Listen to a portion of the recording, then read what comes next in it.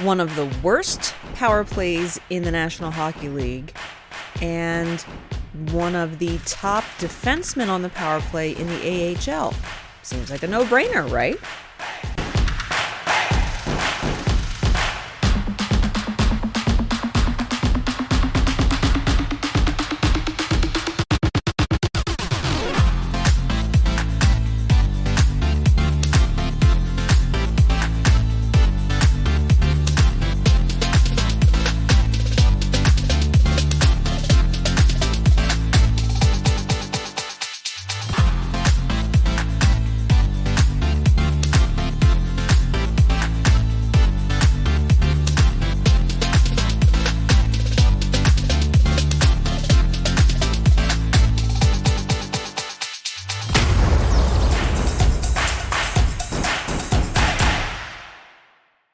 Hello, friends, and welcome to this week's episode of Habs Hockey Report right here on the All Habs Hockey Magazine YouTube channel. We are, of course, part of Rocket Sports Media, and we are also a proud affiliate of the Hockey Podcast Network. So thanks for joining us today. You can see over in the corner that this video is also sponsored by DraftKings. Be sure to click the link down in the show notes for a special incentive for new DraftKings users. I'm your host of the show. My name is Amy Johnson. I'm also the lead correspondent at our sister site, the AHL Report. You can find us, of course, at allhabs.net and ahlreport.com. And we're just glad that you're here with us today for the final episode of 2022. It's hard to believe it's gone so quickly, but here we are. And if you haven't done so already, I invite you to tap that subscribe button down below. Hit the notification bell as well, because in 2023, we've got some really exciting things coming up that we don't want you to miss. But today, we're just going to get right to it. We're going to do a little bit of talking about some situations with the Habs this week, and then we're going to get you off and on your way to your New Year's celebrations. So let's get right to it.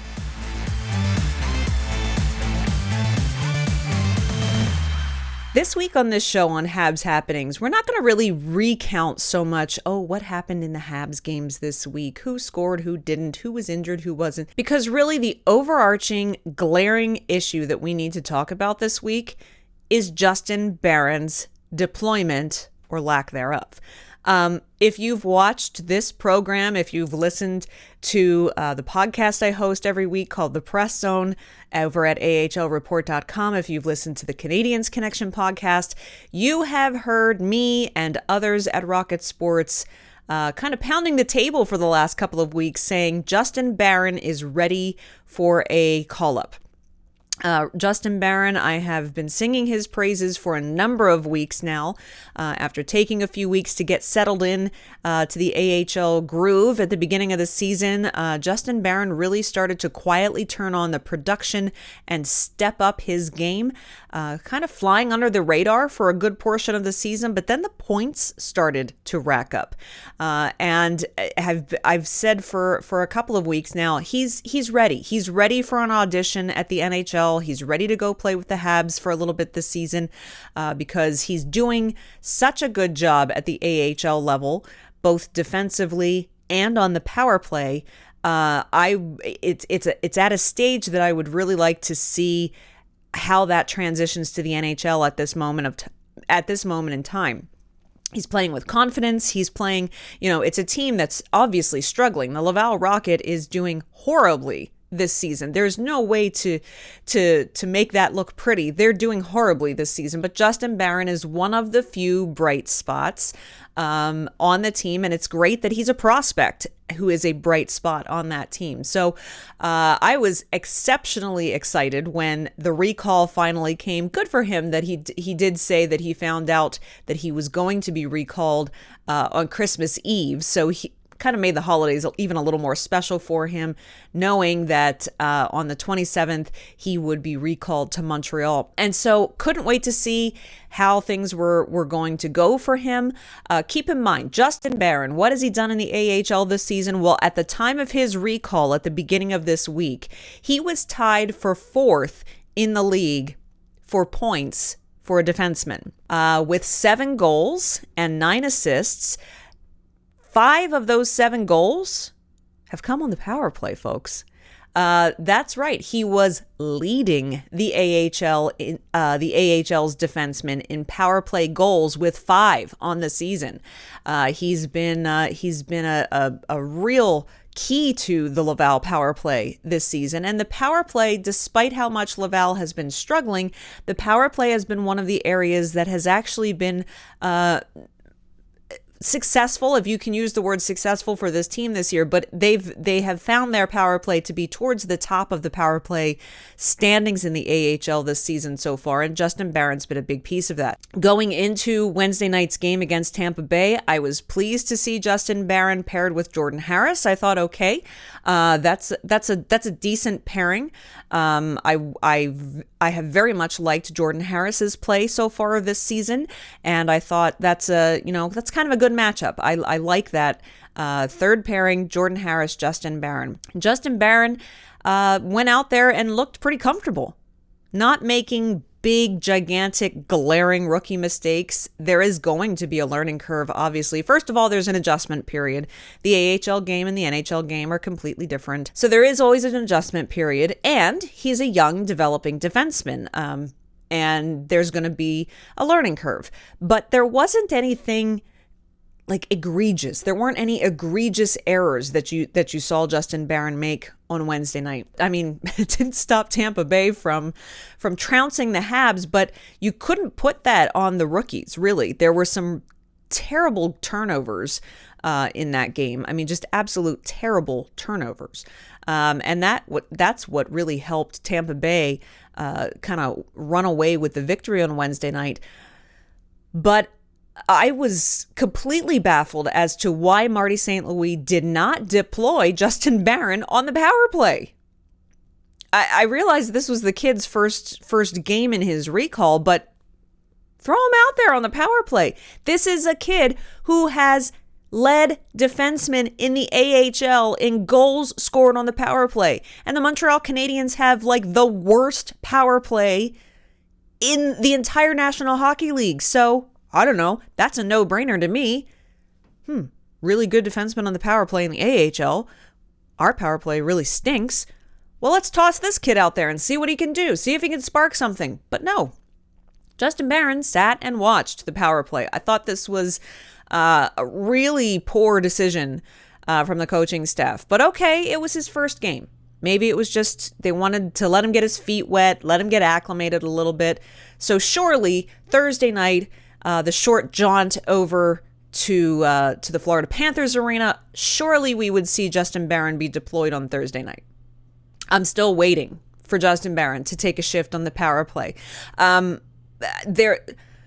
Why?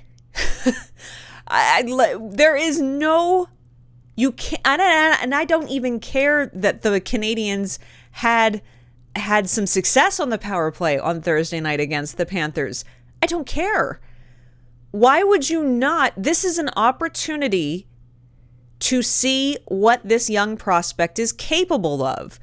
And the more you keep him out of the power play, the more he's going to get out of his rhythm.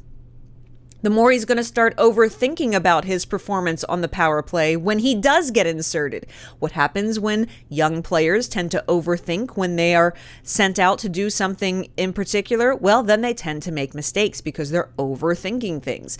You know, this was a perfect opportunity. He's riding into the holiday season, feeling very confident about his play, about his power play work. This was an opportunity to just slip him right into the power play at the NHL level and just see what happens.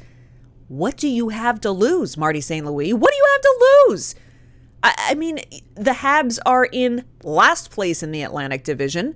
They are finally getting to the point where they are starting to look like the team we expected them to be all season long. This is a season that is supposed to be focused on development, and you are going to need power play specialists, and they can't all be forwards. Throw Justin Barron out there, see what he does. See what he does, see what he doesn't do, and see what areas of the power play at the NHL level he needs to work on. That is the only way you're going to be able to evaluate his skill and abilities in an NHL power play situation to help him develop that portion of his game so that he can eventually be a successful and useful tool in your toolbox on special teams. Did I rant enough for you today? Needless to say, and I mean, my goodness, the game against Florida was embarrassing, quite honestly.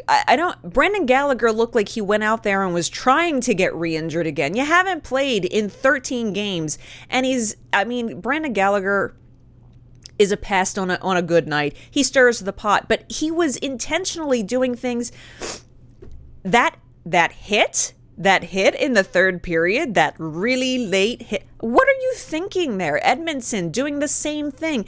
These are supposed to be your veteran players. This is supposed to be your leadership. And we saw the rookies were out there doing everything they could to try to salvage a game, and the veterans were letting everybody down. Go check out Rick Stevens' game recap over at allhabs.net for Thursday night's Florida Panthers game, because he really gives you some pretty eye-opening parallels on how Florida and Montreal had similar situations last night and how Florida did it well and Montreal didn't. And Florida hasn't played well this season or recently either. But they completely steamrolled the Montreal Canadiens last night, and you could not place the blame on those rookies. So, I don't know. It's going to be really interesting to see after the new year. Are things going to change for the Montreal Canadiens? Are the veterans going to start showing up and acting responsibly and being good mentors and helping to contribute positively to the team? Because the rookies all need it. The young guys, the prospects all need it. And please, please, please, could we just see Justin Barron on the power play? Please.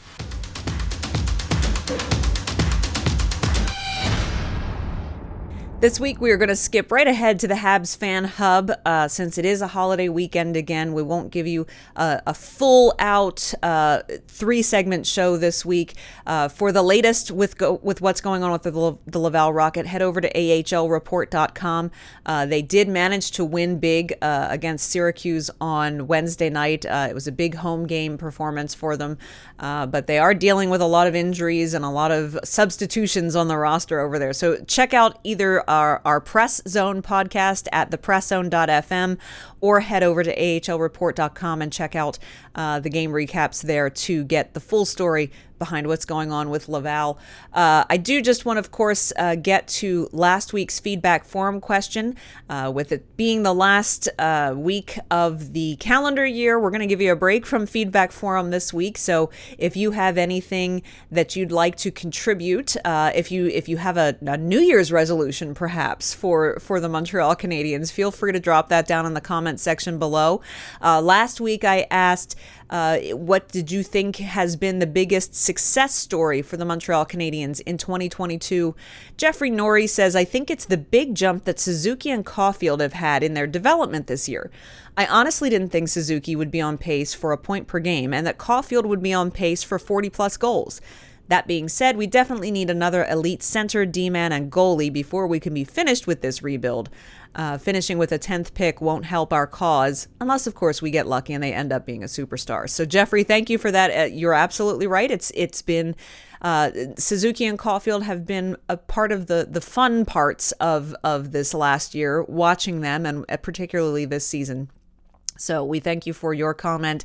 Center Heiss says, I totally agree. Hope the Habs stay focused and patient on the rebuild plan. And for the best thing taking place for the Habs in 2022, that's loaded. But to make it easy, I'll go to the beginning when Jeff Molson takes Gainey's advice and finally makes the bold, beautiful move of going against the grain and hiring the genius Jeff Gorton, which took courage. But without this move, none of the other moves happen. Thank you for that. I agree. Jeff Gorton's hiring, while it was quite a while ago, was definitely the key to kind of start moving things in the right direction. It was an out-of-the-box move for Montreal, a different kind of hire from Montreal, but it was the right one, and I'm looking forward to seeing what Jeff Gorton and his team can do coming up in 2023. I just want to wish all of you a very safe and happy New Year this weekend, however you're spending it. It's been very much fun watching the World Juniors this week, watching all of the Habs prospect. Hey, Oliver Kapanen getting player of the game the other day. Canada and US have both had great games and horrible games. Well, Connor Bedard. I mean, come on. It's been the Connor Bedard show this week. Very fun to watch. So whether it's World Junior Hockey, a Habs afternoon game on New Year's Eve, and just your celebration with your friends and loved ones to ring in the new year, I wish you a safe and happy new year. We'll see you back here next week on Habs Hockey Report in 2023.